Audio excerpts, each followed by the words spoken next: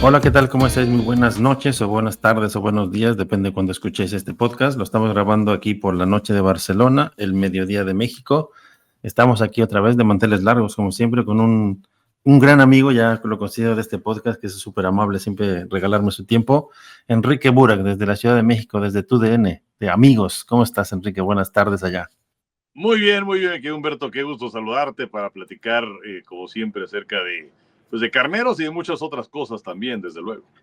Exactamente, y así antes de empezar, sí me gustaría decir a toda la gente que nos ve o nos escucha, pues que seguir el podcast de Amigos en TUDN, sale todos los miércoles, no sé si es por la mañana o por la tarde, la hora de México, porque yo lo veo aquí los jueves, pero lo graban ahí Toño de Valdés y Enrique Burak, a veces viene Pepe Segarra de vez en cuando, de invitado de nuevo, un gran contenido sobre fútbol americano y deportes en general, pero enfocado en fútbol americano y béisbol. Enrique, ¿cómo has estado todo este Así tiempo es. que no nos hemos visto? Bien, pues trabajando, viendo cómo la temporada de la NFL se nos va como agua entre los dedos, y ya si te Qué quieres poner horror. más filosófico y dramático, la vida también. Pero, Sí, pues sí, estamos llegando ya al último tramo de la campaña, que sí, efectivamente se va rapidísimo, y en donde pues, en la conferencia nacional más o menos empieza a clarificarse el panorama, aunque hay varios equipos compitiendo, pero tienes exacto, claros conjuntos, y en la americana que, pues por más vueltas que le doy, es un problema. totalmente. No, no sé si ahora vamos a entrar en eso, pero como sé que a ti y a mí nos gusta mucho el béisbol y habéis transmitido, me parece, la Serie Mundial. Yo no sé si han abierto para México, pero sé que estabais por ahí transmitiendo partidos y creo que la temporada que viene volverá el béisbol a vuestras voces y a transmitirlo en México, me parece. Ahora me lo comentas tú. Acabamos de vivir una Serie Mundial hace muy poquito. Los Dodgers es bicampeón de la Serie Mundial con un equipo que aparentemente no daba más de sí, pero fueron como largando el chicle. Yo creo que quería preguntar de esto, sobre todo sobre Dave Roberts, que yo creo que ha hecho una evolución muy grande como manager de los Dodgers, porque tú y yo siempre éramos así como reacios a la manera en que él trabajaba y cómo manejaba el equipo. Y esta serie mundial fue como un Dave Roberts totalmente humano, prácticamente dejó el robot atrás, ¿no? Y fue muy acertado en sus cambios y sus movimientos en el roster y los cambios que iba haciendo cuando Mookie Betts no bateaba, que estaban problemas con Andy Pajes que tampoco bateaba, y de repente Kike Hernández, Miguel Rojas hizo una gran serie mundial. ¿Cómo viste tú este equipo de Dodgers? Que ahora hablaremos de que ya se está reforzando, se acaba de ganar y ya está soltando otra vez los millones de dólares para reforzarse en el bullpen. Y fíjate que yo creo que era como lo mencionaste hace un momento, era un robotito Roberts. Y yo creo que está muy bien esto de los analíticos y la sabermetría, porque sí te provee de información. Pero por otro lado, creo que no te debes dejar mangonear por ella. Y también es cierto que muchas veces pues es un chico graduado en Harvard en cuestiones de actuaría quizás, pero que no conoce el feeling, ¿no? Del deporte. Exacto. Muchas veces vemos ahora inclusive en donde hay algunos pitchers que la quinta entrada y adiós, o que si es que llegas a un determinado número de lanzamientos, adiós, Exacto. o si es que vas a enfrentar por tercera ocasión un orden al bat, adiós. Pero, y si es un partido en la noche, el cambio del pitcher lo están haciendo a las 2 de la tarde. Exacto, Y exacto. eso ya no debe ser, ¿no? Yo creo que es sentir, palpar el juego, y creo que es algo que Roberts ha aprendido. Yo francamente era un detractor de Roberts, Total. pero fue una campaña muy complicada para los Dodgers, sobre todo cuando estás hablando acerca del mes de mayo, junio, cuando tenían lesionado a Blexnell, cuando estaba fuera también en Todo el Plasma, roster de cuando picheo el caso de lesionado, claro. Kershaw, en fin, o sea, fueron muchos Sasaki también problemas. estaba lesionado casi desde mitad de temporada. Así es, desde luego. Y ya cuando vino la Serie Mundial, y en donde, como mencionabas, Pajés, que no estaba haciendo nada a la ofensiva, Miguel Rojas, del que prácticamente se habían olvidado, el Exacto. colocar a Will Smith para ese séptimo partido como segundo en el orden detrás de Shohei Ohtani, el cambio que hizo, bueno, increíble, Sí, ¿no? sí, Cuando eso fue venía Clemente a tremendo. batear por Toronto, y en donde decide quitar a Edman del jardín central, que además estaba lastimado, y poner a Pajés, y esa Exacto. atrapada que es sensacional. Vamos, parecía como si Robert supiera que iba a venir a continuación. Sí, eso es. Y bueno, pues mira, Will Smith da el home run del triunfo. Entonces, yo creo que ya son cosas muy distintas a aquellas series mundiales que perdieron los Dodgers en 17, 18 con Houston, con Boston. Y pues sí, como mencionas, lucen bien y ya van a tener un cerrador de a de veras, como es el caso de Edwin Díaz, que trajeron de los Mets de de Nueva los Mets York. de Nueva York. Así es, entonces pintan bien los Dodgers otra vez. Sí, sí, una cosa tremenda. Además es que de lo que comentas ahora de que las analíticas o los analíticos, esos, ¿no? De cuántas pichadas, porque además va, que antes es verdad, cuando empezamos yo a ver el béisbol que hacéis vosotros en Televisa, ¿no? Pues estaba aquel hombre con la pistola de radar, pero tampoco te iban contando ni las lanzamientos, o sea, eso no iba, o sea, era un pitcher que lanzaba y ya está. Y ahora Yamamoto lanzó 2 juegos completos, 2 días seguidos, cerró de nuevo cuando había lanzado el día anterior, o sea, que además en Japón están acostumbrados a ese tipo de béisbol, que es como nació el béisbol, ¿no? Y ahora de repente lo han cambiado y han vuelto como aquel béisbol de los años 80, los años 70, cuando era gente aguerrida, que ese deporte al final parece que es muy sencillo, pero es un deporte muy, muy de cabeza, que ya lo vimos con Roberts, ¿no? Esa atrapada de Pajés, que Kike Hernández pensó que ya habíamos perdido el partido y estaba tirando el suelo porque pensó que había sido carrera, y de repente Yamamoto es como una cosa, para los que nos gusta el béisbol, creo que no sé si lo disfruté tanto como yo, independientemente de que ganásemos o no, porque pues, fue muy reñido y pudieron haber ganado cualquiera. Pero ver eso es emocionante de nuevo, ¿no? No, desde luego, bueno, Yamamoto que lanza completo el juego 2 de la Serie Mundial. Luego el juego 3 es aquel que se va a 18 innings. Exacto. 2 días después. Y bueno, Yamamoto ya estaba calentando en el bullpen de los Exactamente. Dodgers, ¿no? En dado caso de que fuera necesario que ingresara. Finalmente no. Se acabó el partido antes de esa posibilidad. Pero fue verdaderamente extraordinario el ver a este guerrero, ¿no? Como son los japoneses y más Sí, sí, adelante sí. que se convierte en el primer pitcher japonés, bueno, quiero decir, el primer pitcher en la Serie Mundial que gana 3 partidos en gira. Realmente Exacto. extraordinario. Y los Dodgers, pues sí, pintan muy bien. Equipos que quedaron a deber, como Filadelfia, como Atlanta, como los Mets. Vamos a ver, San Los padres Diego. de San Diego que siempre están ahí, pero no llegan. Claro, claro, a ver cómo pintan las cosas para la próxima temporada, pero pues los Dodgers están haciendo lo suyo, es una realidad, no existe un verdadero tope salarial como sí se da en la NFL, en el béisbol de Exacto. las grandes ligas, hay una cosa ridícula que pues sí es un tope, pero después te puedes pasar tranquilamente, nada más pagas, vamos a llamarlo una multa, lo que le llaman el Exacto. impuesto de lujo y se acabó. Entonces puedes tener equipos que tienen nóminas de 300, 350 millones de dólares y ahí es donde le pega a los equipos de mercados pequeños. Sí, pero al final los Dodgers también sufrieron un poco para ganar y ahora al final están soltando dinero, que es lo que hablábamos al principio. Este cerrador Díaz que viene de los Mets de Nueva York, por el precio que están firmando los Dodgers, también los Mets no podían haber firmado. Yo creo que va a haber un movimiento realmente de cómo organizas los equipos y creo que es la tendencia que aparte de ganar, están también creando los Dodgers en las grandes ligas. O sea, yo creo que a partir, es como un punto y aparte, o una apertura distinta en cómo se van a formar los rosters a partir de lo que están haciendo los Dodgers, porque no paran de reforzarse. Ahora están hablando de un pitcher que viene de Skubal, que viene de Detroit, y están diciendo que igual a Glasnow lo trasladan también. O sea, ya están hablando de cosas a seguir, o sea, no te quedas ahí en que ya ganaste y ya está, ¿no? Y no, bueno, imagínate, Skubal que es Tremendo. quizás es el mejor pitcher que hay en Grandes Ligas, que viene de ganar el Cy Young de la Liga Americana una vez más, Exactamente. y que pues sí, existe esa posibilidad de que se vaya vía cambio a algún otro conjunto, y pues el problema para los equipos, como mencionaba, de mercados pequeños, llámalo Milwaukee, Sí, pues si a ello fue el mejor equipo de la temporada en lugar de Grandes exactamente. Ligas, o puedes hablar acerca de Oakland, o puedes hablar acerca de Kansas City. O sea, es muy difícil para ellos competir contra estos equipos que tienen un gran alcance económico que tiene que ver también con la ciudad en la que juegan. Totalmente, sí, porque al final Los Ángeles es una gran ciudad que demanda un gran equipo en todas las ligas en las que juega. Oye, Fernando Valenzuela también, sé que además lo comentasteis vosotros en vuestro programa, creo que ya fue, yo creo que no se tendrá que volver a presentar, porque si vuelve a sacar 5 votos negativos en la siguiente vez que se presente, es que ya nunca más se vuelve a poder presentar como candidato al Salón de la Fama. Y el rollo fue el que ganó alguien muy extraño, porque fue así como decir, los que se dopan no entran, pero los ponemos en la lista. Y gana un tipo que dices, ¿y este por qué gana? Cuando había jugadores con guante de oro, que no sé si valga la defensa. Es que no sé si pasa un poco como el MVP en la NFL.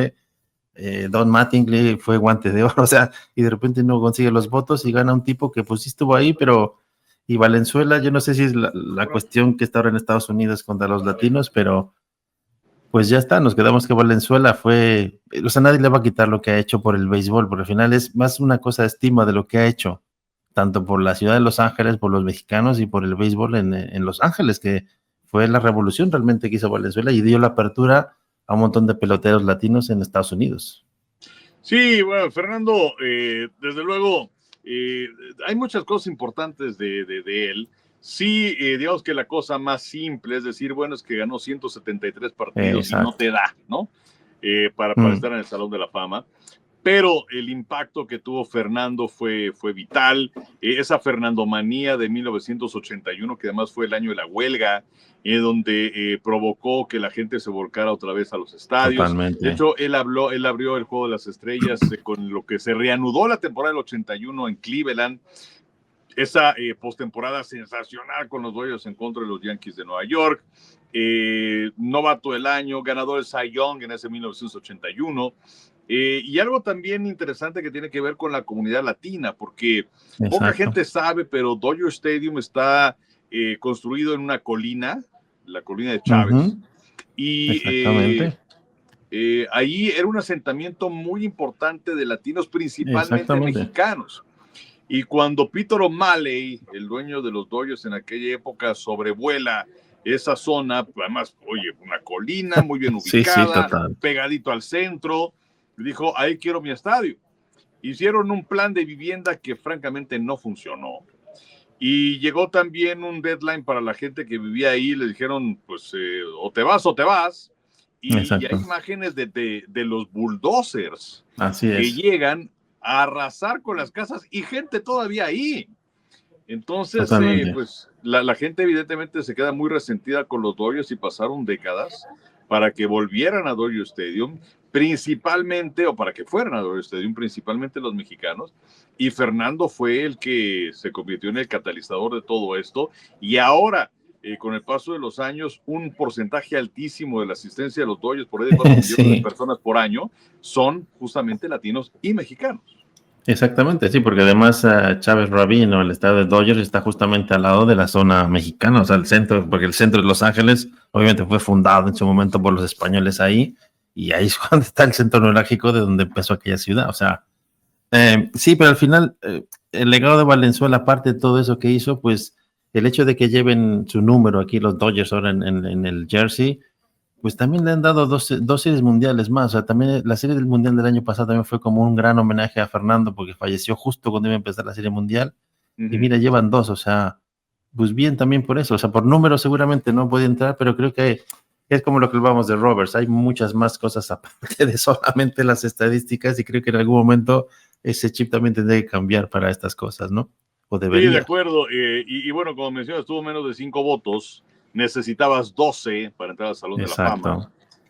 Dentro de esta categoría llamada de la era contemporánea, porque Fernando ya anteriormente había pasado por el proceso habitual, normal, ¿no? 5 años de que te retiras y si tienes cartas credenciales, te ponen la papeleta para que voten los periodistas. En la primera votación tuvo el 6%, en la segunda tuvo el 3%, y pues por ese porcentaje tan bajo ya no se pudo mantener las papeletas. Si tienes un porcentaje decente, te puedes quedar hasta 10 años. Exacto. Y ahora pues tuvo menos de 5 votos. A mí me sorprendió lo de Kent, que sí tuvo números muy buenos, que sí fue el más valioso de la Liga Nacional, que sí es la segunda base con más home runs de grandes ligas, casi siempre protegido también en ese orden al bat por un Barry Bonds. Desde luego le tienes que Así pegar la es. pelota, pero bueno, tener ahí a Bonds era importante. Yo francamente, debo ser honesto, yo no veía a Fernando entrando al Salón de la Fama, Total, eso porque pues estamos de acuerdo. iban a llamar a uno. Pero sí veía a Dale Murphy, por ejemplo, que fue el hombre que más home runs conectó en la década de los 80. Y entonces a partir de 1980. Mattingly complicado, pero bueno, a mí me sorprendió, no me sorprendió que no entrara Valenzuela, me sorprendió que eligieran a Kent. Sí, totalmente. Sí, sí, creo que estamos todos un poco en shock con eso. Enrique, porque vamos un poco con el tiempo como vamos, la NFL. Ahora mismo entramos en la semana 15, como tú dices, ya nos quedan 4 semanas con esta, me parece, y termina la temporada regular. La conferencia americana, creo que hay, no sé, en vuestro podcast me gusta porque vais hablando un poco realmente de la realidad del día a día, porque hay mucha gente que se queda todavía hablando de Kansas City, se queda hablando de los Ravens, o se queda, y no hablamos de los emergentes, que al final pues están allí con su calendario más fácil por haber estado mal el año pasado, pero hay que ganar partidos, eso es así, la NFL no es fácil ganar tantos partidos, y Patriots y Broncos de Denver están haciendo una gran temporada, pero mi pregunta es, ¿ellos han llegado como para quedarse o va a pasar un poco lo que pasó con Washington hace un par de temporadas que lo vemos ahora que no acaban de carburar? Aunque la defensa de ambos equipos es importante y los dos entrenadores que tienen, creo que también es un poco cartas de garantía, decir, bueno, vamos, ya hemos llegado y podemos quedarnos, ¿no? ¿Cómo ves tú? Porque en la americana no lo veo claro todavía, porque los Bills de Buffalo no tienen defensa. Si Josh Allen no sale en plan Superman, como habéis dicho vosotros, es muy difícil. Si Joe Burrow no le interceptan ese pick six la semana pasada, es que Bills no estaba no había llegado al estadio, estaban jugando en su estadio y no estaban ahí jugando. Fue los últimos 10 minutos del partido que volvió. Entonces, en la conferencia americana lo veo que no sabemos bien a bien, a pesar de que este año ha sido bonito por eso, porque no sabe exactamente cómo va la cosa, cada semana va cambiando, ¿no? Y ahora hablamos de la conferencia nacional, pero la conferencia americana, ¿crees que Broncos y Patriots están allí para ya quedarse ahí y Kansas City necesitará una reestructuración, me parece, a mí no sé cómo lo ves tú? Sí, vamos, Denver y Nueva Inglaterra se da una combinación interesante en donde tienes entrenadores experimentados, Sean Payton y Mike Vrabel. Payton, que bueno, ya había llegado antes de esta temporada, Vrabel que llega por primera ocasión, pero con mariscales de campo de segundo año. Y que lo han hecho bien, tanto Bo Nix como también Drake May. De hecho, May puede ser considerado para ser el jugador más valioso de la temporada, junto con Matthew Stafford. Denver tiene una defensiva que es realmente extraordinaria. Totalmente. Ahora, y ahora que hablabas acerca de equipos como Washington, quizás, ¿no? Que fue una de las grandes revelaciones del año anterior, muy cerca del Super Bowl, y que ahora se cayó. También tuvo la ventaja de haber ganado una buena cantidad de partidos en los últimos instantes.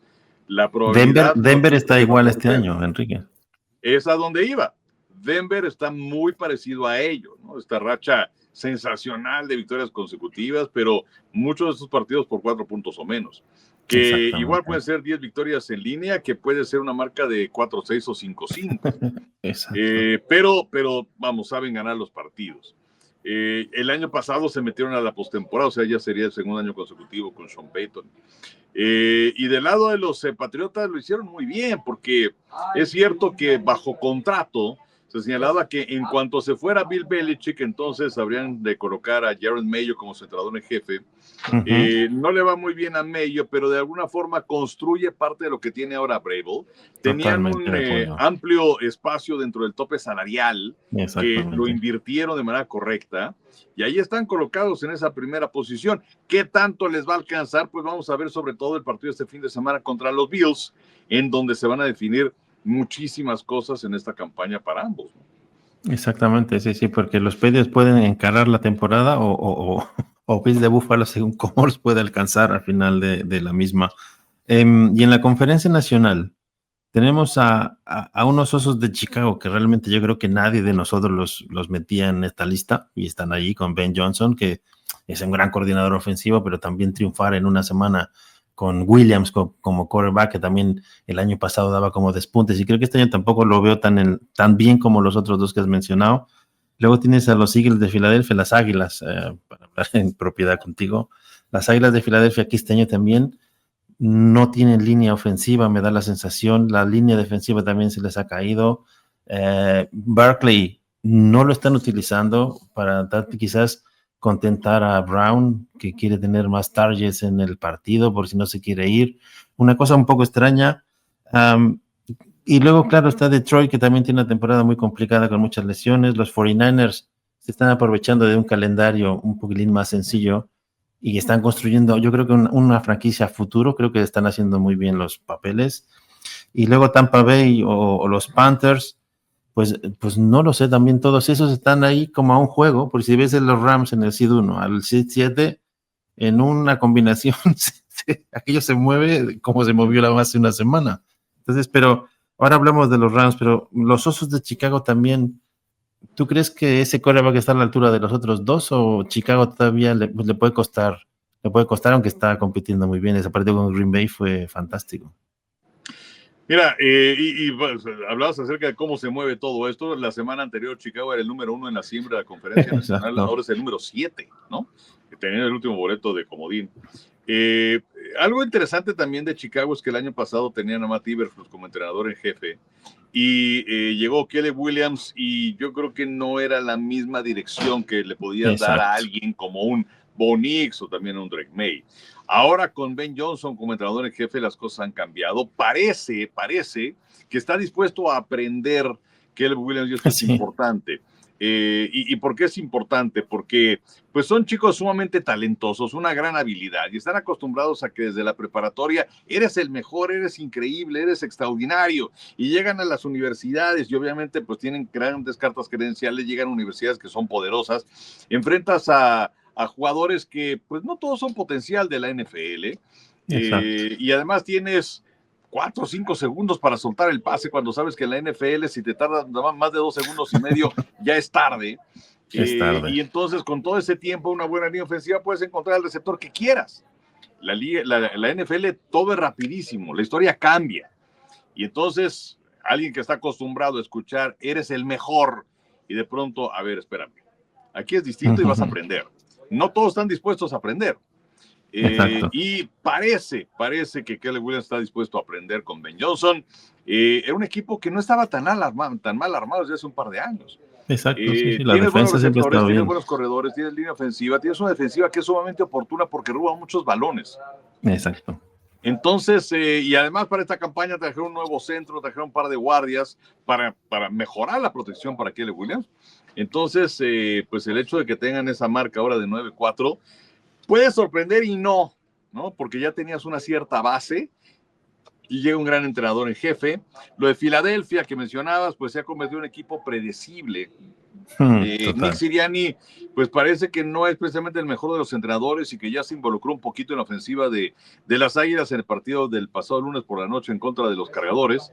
Pero bueno, dice, pues lo tienes que hacer siempre, no estar así como que de oídas nada más en lo que está pasando. Decía Lane Johnson, este gran línea ofensivo de Filadelfia, justamente que se habían hecho un equipo predecible. Y si hay un equipo que es estudiado, es el que es campeón la temporada pasada. Por eso es que las cifras de Barkley no son buenas, porque pues ya dicen los rivales, a ver, no me vas a ganar con Barkley, me tienes que ganar de otra forma. Y pues fueron 4 intercepciones para Hurts en el partido del lunes pasado en contra de los Cargadores.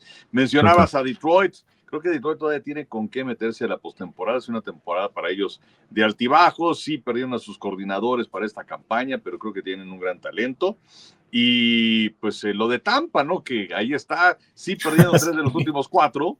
Y aunque tiene la misma marca Carolina que ellos, porque ese empate les favorece a los Bucaneros. Vamos a verlos ahora en esta semana 15 contra el equipo de Atlanta. Exactamente.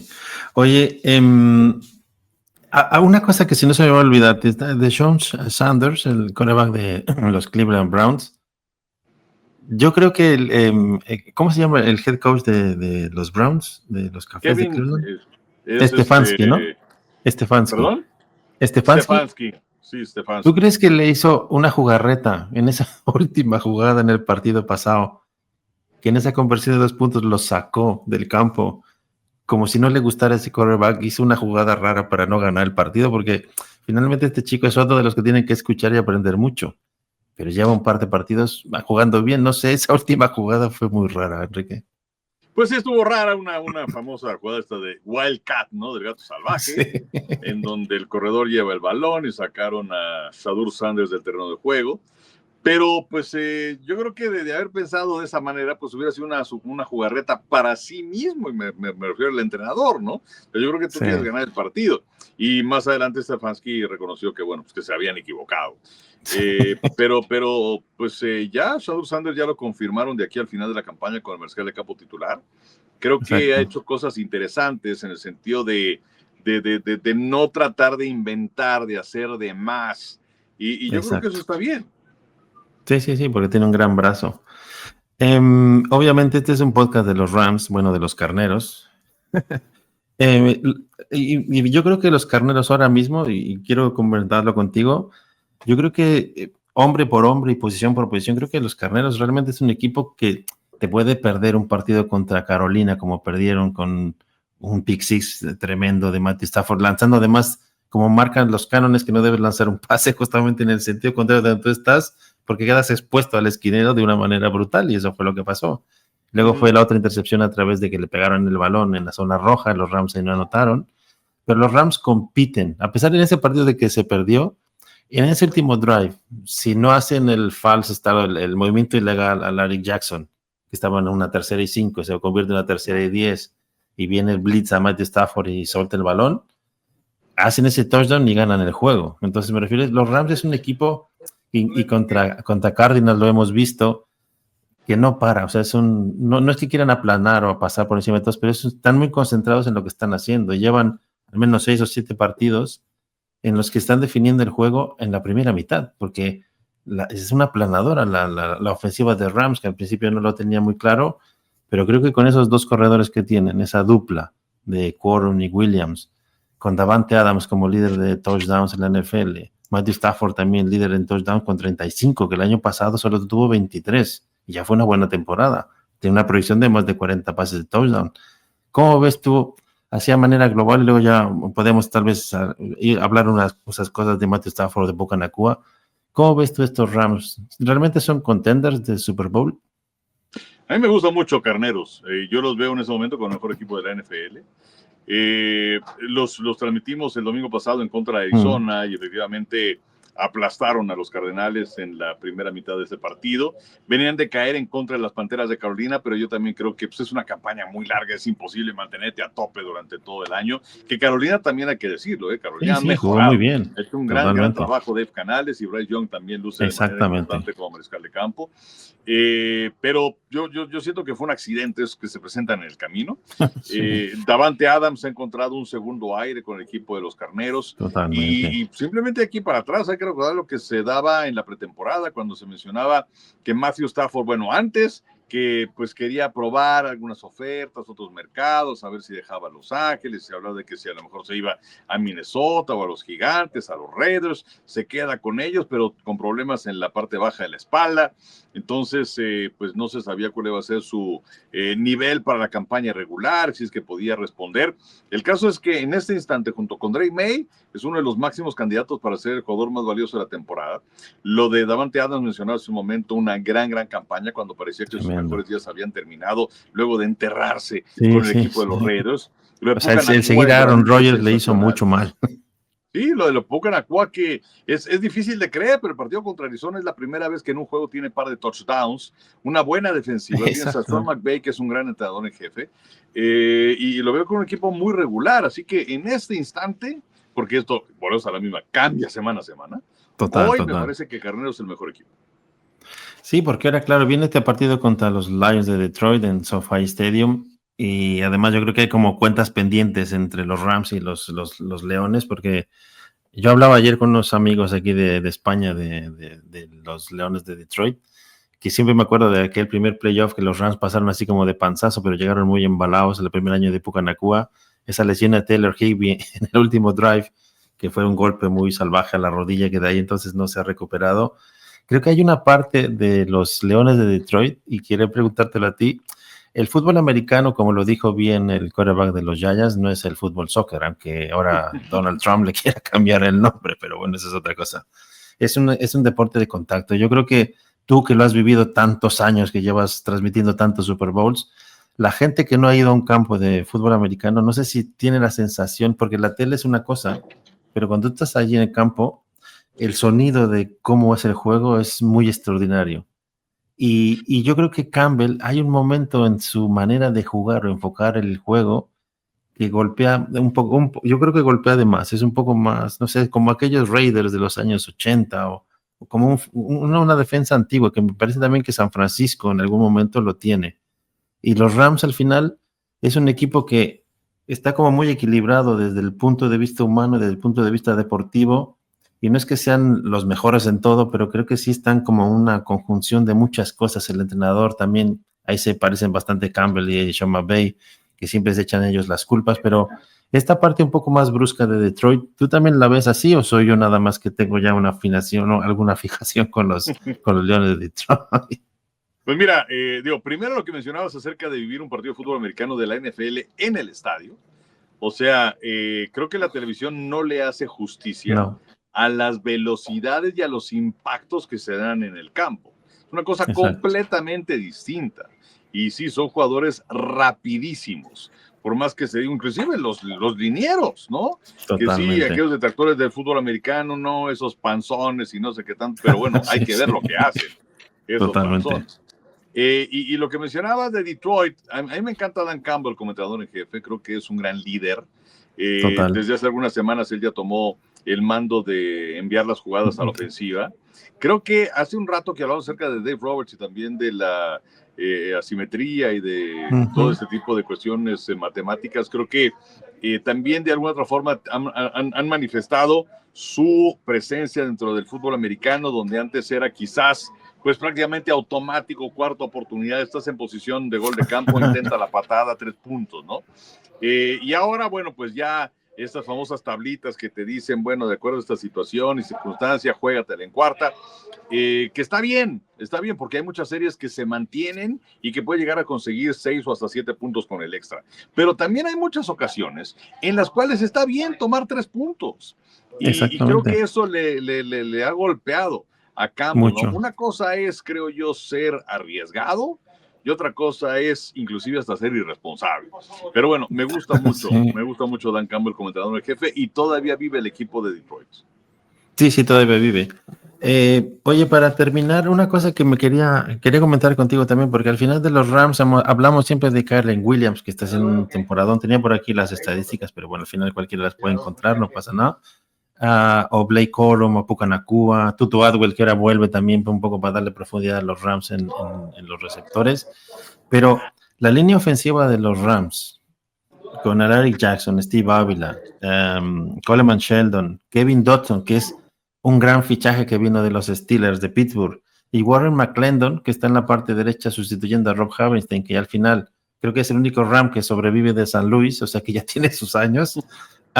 Y luego la defensiva también con Jared Verse, Kobe Turner, Byron Young, que tiene 11 sacks, que ya igualó el récord de Aaron Donald de hace un poco. A Puna Ford, que vino de San Diego, perdón, de los Chargers, ¿no? De Los Ángeles. Luego la secundaria de los Rams, que también parecía una cosa así como que, pero las líneas, Enrique, yo creo que son las que también pueden ganar campeonatos. Por ejemplo, hablamos que si el pateador, el quarterback, y es que si no tienes una buena, es que Matthew Stafford está muy bien protegido, casi no le han tocado en esta temporada y justamente por lo que hablamos, me acuerdo tú y yo al principio, aquel programa que hicimos antes de la temporada, que qué esperabas de los Rams y tú estabas diciendo, depende si Matthew Stafford está sano o no está sano y lo están protegiendo de una manera bestial. Y entonces no le damos el mérito que se merece a las líneas de los equipos hasta que pasan problemas y yo creo que también hay que resaltarlo, ¿no? sé, y esto un poco para ir terminando el podcast. Pues es que todo empieza en la línea. Inclusive recuerdo Exacto. cuando empecé a ver fútbol americano y escuchaba a John Madden, pues digo, aquel gran entrenador en jefe y posteriormente comentarista, y luego que hay muchos jóvenes que lo conocen ahora por la cuestión del jueguito, ¿no? Exacto. Un hombre que hizo 3 carreras literalmente de Salón de la Fama. Que para apreciar un partido y lo que sucede en el campo tienes que empezar visualizando la línea, lo que sucede en la trinchera. Y efectivamente, o sea, si tú no tienes, hablando acerca de la ofensiva, una buena línea, pues entonces no puedes ni correr ni puedes pasar. Es así de Exacto. sencillo. Hay que recordar que el Super Bowl que tuvo Kansas City en contra de Tampa, en donde Uf, la línea ofensiva de los jefes estaba completamente parchada, en donde tenías a jugadores lesionados, tenías a muchos suplentes, pero tenías a otros que sí eran titulares, pero que estaban improvisados en otra posición. Y Patrick Mahomes se la pasó corriendo y ganó sí, Tampa ese total. Super Bowl. Ese Super Bowl, digo, Brady hizo lo suyo, pero ese Super Bowl lo gana la defensiva de los Bucaneros. Así Exactamente. que si no tienes una buena línea ofensiva, no vas a ningún lado. Esa es una realidad. Y bueno, del otro lado, pues evidentemente también necesitas una buena línea que además sea capaz, por un lado, de eliminar el ataque terrestre, porque ahora que viene los playoffs, en los playoffs regularmente ganas con defensiva y con ataque terrestre. Totalmente de acuerdo. Entonces, pues vamos a ver lo que está haciendo hasta ahora la defensiva de los Carneros es sensacional. Y lo que hicieron el fin de semana pasado, el domingo contra Arizona, fue un libro de texto. La forma en la que Totalmente. corrió Williams y la que corrió Corum, gracias a la línea ofensiva, porque había muchas Totalmente. tacleadas que la hacían los jugadores de la tercera línea defensiva de Cardenales. Exactamente, totalmente de acuerdo. Entonces simplemente es un poco para ponerlo encima de la mesa y ya para terminar, yo creo que cuando hablamos tú y yo también hace tiempo de la derrota de los Rams en Filadelfia el año pasado, con la nieve y tal, que también estuvimos a nada de 13 yardas o por ahí de haber ganado ese partido, yo creo que ahí también Sean McVay es un tipo muy loco de la NFL, es que me recuerda mucho a John Madden, así en ese momento, porque también eran jóvenes los dos en aquel momento, Madden era muy joven. No sé si vive obsesionado o no, pero es su pasión, o sea, se le nota esa pasión por el cómo hacer que esto funcione, ¿no? Y yo creo que los Rams, por eso es que tengo mucha confianza al final. La NFL es lo que es y puede pasar cualquier cosa y te puedes ganar o no. Pero yo creo que él en su cabeza tiene llegar al Super Bowl este año, porque ha conjuntado, o sea, han sido 2 años de mucho aprendizaje y esas derrotas le han hecho madurar muchísimo. Yo creo que las derrotas te ayudan mucho en la vida también. Y los Rams yo creo que están enfocados justamente a este año llegar al Super Bowl. No sé si tú Claro, lo bueno, ves de esa manera. sí, y es que además hay dos formas para armar un equipo que sea competitivo. Una es trayendo agentes libres, muchas veces a base de cambios con equipos y entonces tienes que soltar selecciones colegiales. Otra es a base de draft. El equipo de Carneros cuando llega al Super Bowl y que se lo gana Cincinnati, ellos decidieron apostar por jugadores veteranos y entonces les costaron selecciones colegiales. Sí, sí, Durante sí. un buen rato no tuvieron selecciones, por ejemplo, en la primera ronda y padecieron un poco. Y parecía también que iba a venir ese proceso largo de 4 o 5 Sí, años de reconstrucción, en fin. Pero la verdad, cosas que van demasiado adelantados. Tan adelantados que el año pasado, como mencionabas en ese juego de la nieve, juego divisional contra las Águilas, en un regreso espectacular, estuvieron muy cerca de eliminar sí, a sí, sí, Filadelfia. sí. Y ahora son el mejor equipo en mi punto de vista de la NFL. Así que pues hay que darle todo el mérito a McVay por la forma en la que sabe elegir el personal con el que cuenta. O sea, digo, traer a un Pucanacua, ¿no? De donde lo tomó en el draft Y y así en la muchos quinta jugadores. ronda. Así es. Sí, sí, sí, sí. Además, también yo creo que le facilita mucho el trabajo a Matthew Stafford con esta formación de personal 13 con 3 alas cerradas, que no sabes por dónde va a venir, porque tienes 3 alas cerradas, más tienes el running back, más tienes 2 wide receivers o 2 receptores abiertos y a ver por dónde va la pelota. Entonces, los números y la manera en que está jugando Matthew Stafford, y con esto termino, creo que también tiene mucho que ver con la manera en que Sean McVay le está ayudando para tener la temporada que tiene Matthew Stafford, que en su temporada 17 sea la primera vez que está en boca de todos para ser MVP, que también eso es un poco fuerte porque es un gran quarterback, independientemente de que haya estado con los Lions y ahora con los Rams. Creo que va a pasar la historia. Estaba en el número 7 o por ahí de los rankings totales de los mariscales de campo en la NFL, en la historia. Sí, sí, sí. No, no sé si tan arriba, pero bueno, sí, uno Bueno, de los al mejores menos en yardas me pasadores. parece, por ahí. Perdóname. En números, ¿eh? En números, creo que en yardas, creo que Ah, Rivers bueno, ahora sí. está, Sí, sí, sí. a eso me refiero, ¿eh? No, no, de los mejores, no, me refiero en Claro, claro. estadísticas. No, y además yo creo que es de esos que primer año de elegibilidad para el Salón de la Fama y ahí va a estar. Sí, Pero sí es un equipo que depende de él, ¿no? Como sucede en prácticamente todos los equipos, porque Kansas City sin Mahomes no es lo mismo, Buffalo sin total. Allen no es lo mismo, Cincinnati sin Burrow no es lo mismo, Baltimore sin Lamar Jackson no es lo mismo, y en el caso que estamos hablando, Matthew Stafford, pues no es lo mismo tener a Jimmy Garoppolo, ¿verdad? Entonces, sí, me gustan mucho los carneros y vamos a ver qué tan lejos pueden llegar y sobre todo se mantienen sanos. Enrique, muchísimas gracias. Te libero para que vayas a comer tranquilamente o a seguir trabajando, no lo sé.